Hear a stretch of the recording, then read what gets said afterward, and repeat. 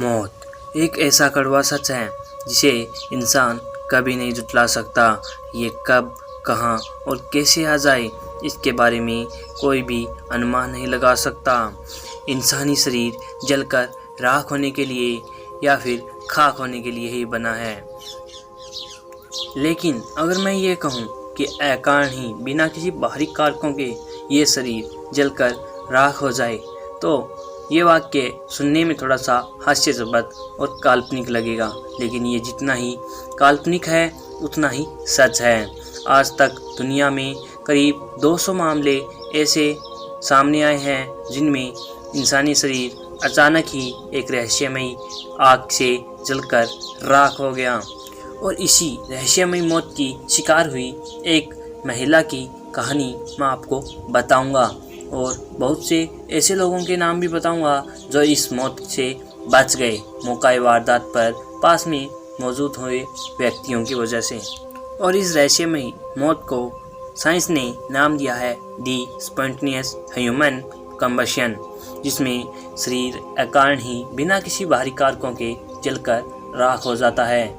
मेरी लीसर इसी बेरहम मौत की शिकार हुई लोगों में से एक थी।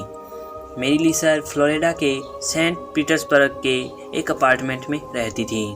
2 जुलाई की सुबह 5 बजे मेरी की लैंडलेडी को कुछ जलने की बू आने लगी। कुछ समय उस दुर्गंध को सहने के बाद लैंडलेडी ने इसकी पड़ताल करने की सोची।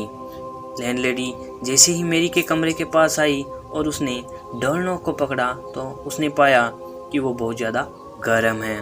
उसने पास के ही कुछ लोगों की मदद से दरवाजे को खोला और उन्होंने जैसे ही रूम के अंदर एंटर किया तो सभी लोग सहम गए। वहाँ का नज़ारा जितना भयावह था उतना ही रहस्यमयी था। कमरे के कोने में पड़ी लकड़ी की कुर्सी पर मेरी जलकर राख पड़ी थी। सिर्फ उसका एक पैर ही सही सलामत बचा हुआ था। वहाँ पे मौजूद प्रत्यक्षदर्शियों का ये कहना था कि मेरी का कपाल जलने के बाद कप के साइज का हो गया था, जो कि अपने आप में एक विचित्र बात है।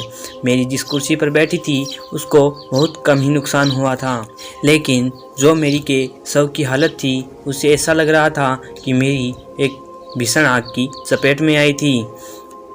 और यही विरोधाभास इस घटना को मिस्टीरियस बनाता है।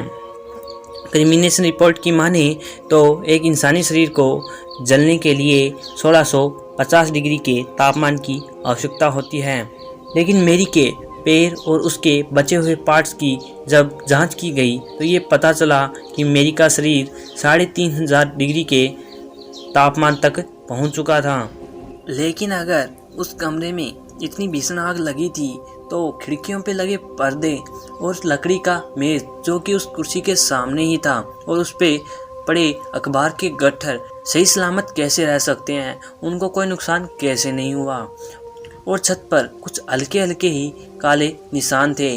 अगर इतनी भीषण आग लगी हुई होती तो वहाँ पर बहुत गहरे काले निशान होने चाहिए थे।